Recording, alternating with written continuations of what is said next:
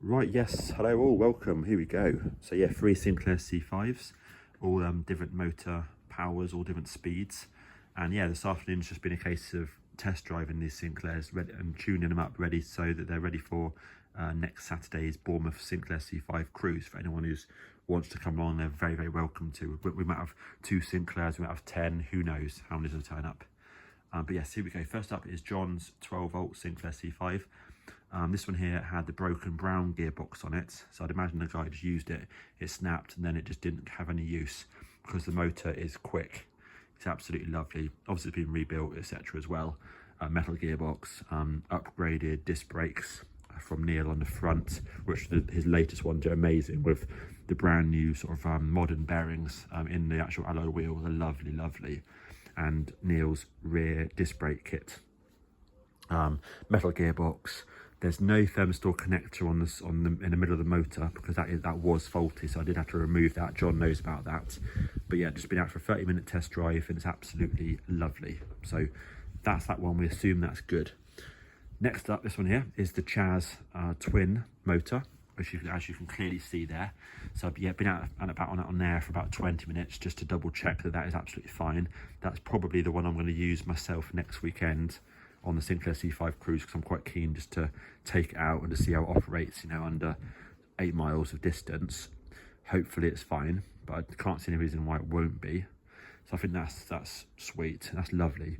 Did have a flat tyre, so I'm hoping that it might be because I have one of these on, and often these can sort of stick and have issues. So I've pumped it up obviously to 40 psi and removed that, and I'll check that tomorrow morning or Monday and see if that's got any issues. If it has, I'll obviously potentially have to replace a tyre.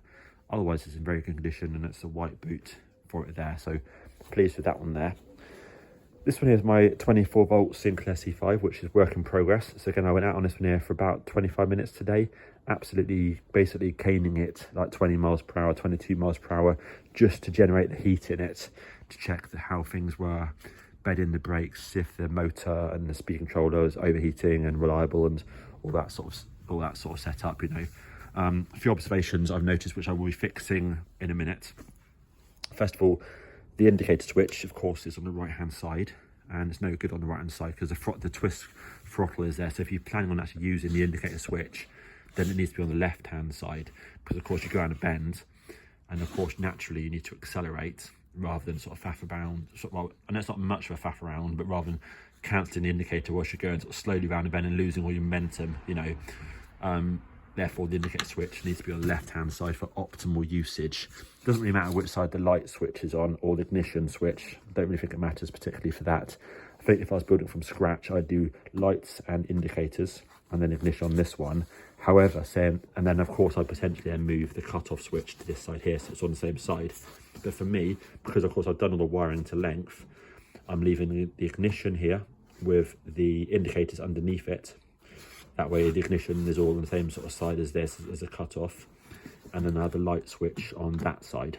I'm also going to, now I know that this is good and the throttle's good and positioned correctly, I'm going to just cut off a few, maybe 5 mil of extra foam from that.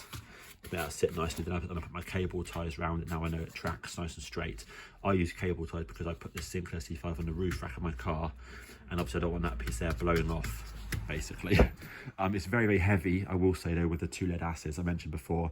Definitely need a pair of lithiums at some point, but it's just down to sort of money and stuff like that. But I feel going for 2 lithiums, I kind of feel that's a better option than one 24-volt one, because that way I can then use the individual lithiums in my twin motor 12-volt C5 or other C5s such as John's C5. So I think it's a good option. And I'm also thinking, you know, that if potentially one of them were to break at some point, then I haven't lost a 400-pound battery. I've kind of lost a, you know, 180-pound battery kind of gist. That's what I'm thinking about anyway. So yeah, I think that's the scenario. But yeah, look at that, absolutely fucking beautiful in there. Brakes work incredibly well. Thank you, John Webster, for that. Front brake is legendary, of course. Back brake needs bedding in, but it's working really well nonetheless. C5 depot parts are amazing. The roller bearings, the fan kit, etc. I've also just installed the PGZ on there, which is Sam's latest letters. So thank you. They're absolutely amazing. these are original C5 ones, and you can sort of see they're extremely identical, I would say. Actually, I've left those on because they're original, and I wasn't to peel them off and put my other numbers on, but I don't really think I want to peel those off just in case, you know, because they're nice.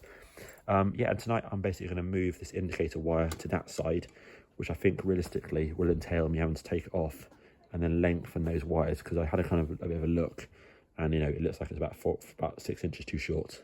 So I think I'm going to have to do that in a minute. Yes, that is the summary of all of that. Yeah, so Sinclair C5 Cruise is next Saturday in Bournemouth in March. Everyone's welcome. It's 4.1 miles each way, with a couple of stops at cafes, etc. A good social event. You're all welcome. If you fancy it, come along. If you want to come down and have a look, have a chat, please do as well.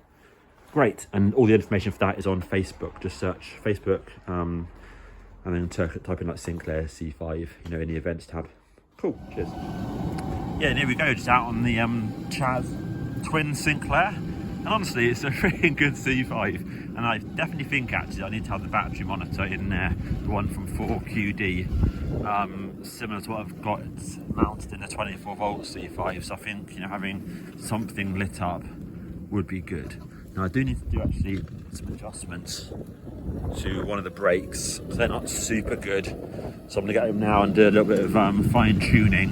But remember, like, the disc brakes on this are absolutely brand new, you know, and they've only been driven around a small bit. If I film in the back.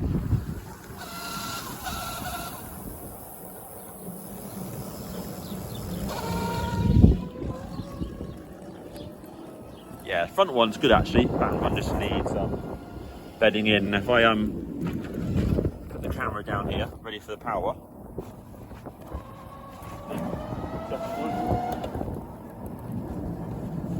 Come round. So running on one battery now, or one motor as well, and then we kick in the second one. It's noticeably way better.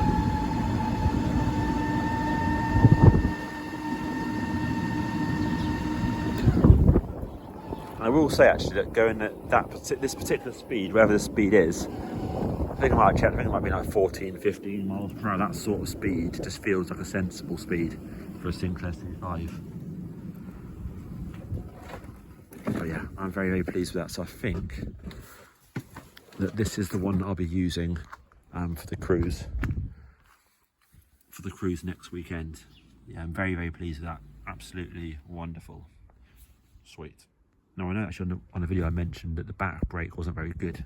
And now actually you remember, now I looked at it to adjust it and I realised, oh yeah, it's a standard back brake on it, not a disc brake. That's obviously why it's not as good as what I'm used to on the two Sinclairs I've just been testing, which have rear disc brakes, one from Neil, one from John. This one here, I don't think you can fit it on this one here, because of course you need to basically spin that whole piece round to this side here. Obviously there's a plate in the way, but you can cut away some plastic, but then the motor's completely in the way, and I just don't think there's enough room to put the brackets on. So I don't think that's possible unless potentially Neil's kit goes on, which is a 3D printed part, but I'm not sure if that's going to fit underneath there, but that's fine, that's okay. I mean, this speed anyway, it's cool, so I'll adjust it anyway a little bit, but now I realise why it's not as good as the other two, because it's not a disc brake. Nice one.